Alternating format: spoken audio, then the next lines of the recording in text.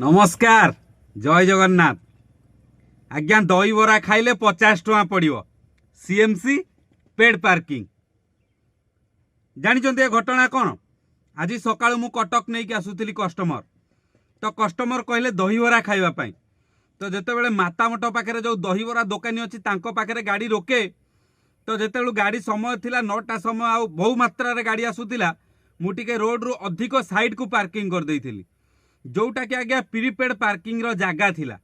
किंतु से दहीबरा दुकान ने जो 2 जन व्यक्ति थिले जे दहीबरा परसुथिले आउ तांकु जे सहयोग करुथिले गाड़ी रोकिबार दहीबरा पाखे कस्टमर पहुंची दहीबरा हाथ को बढ़ई सारा पर 2 चामच खाई सारा पर से आसी मते कहले 50 टଙ୍କା पार्किंग दियो। मु कहली भाई कौन पाई ना एटा प्रीपेड पार्किंग। मु कहली भाई दहीबरा खाइबा पई रहीचु बस 10 मिनिट भीतर आमे बाहर जीवु। कहले एटा हेई पारिबोनी एटा दहीबरा पार्किंग नुह एटा होची प्रीपेड पार्किंग। कटक जिलार सीएमसी रो प्रीपेड पार्किंग। आपण दहीबरा खाइबा पई रुहंतु कि जोदी पई रुहंतु 50 टंकाटा देकी जांतु कहीं ना आपण गाड़ीटा प्रीपेड जगार पार्किंग ओपरे रखिचंती।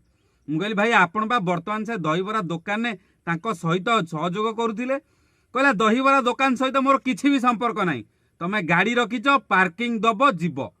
मु कहली भाई दहीबरा खाइबा 5 मिनिट लगे 5 मिनिट भी पार्किंग 5 मिनिट 50 टंका पार्किंग। लोकेशन कटक मातामठ पूरा छक पाखे। तो भाई माने जी भी कटक आसुचंती मातामठ आसुचंती जदि 4 व्हीलर बा 3 व्हीलर नहीं कि आसुचंती सावधानता सहित रुहंतु। जो दहीबरा भाई माने सेठी व्यापार करुचंती तांको पाखकु खाइया गले से कहते गाड़ी टे साइड कर दियो रोड उपरू जो आप साइड करदे 50 टंका पार्किंग रो देबे। तो निहाती टिके ध्यान देबे नहले आपण मो भली भी सकाळु सकाळु ठकामीर शिकार हेबे। जय जगन्नाथ।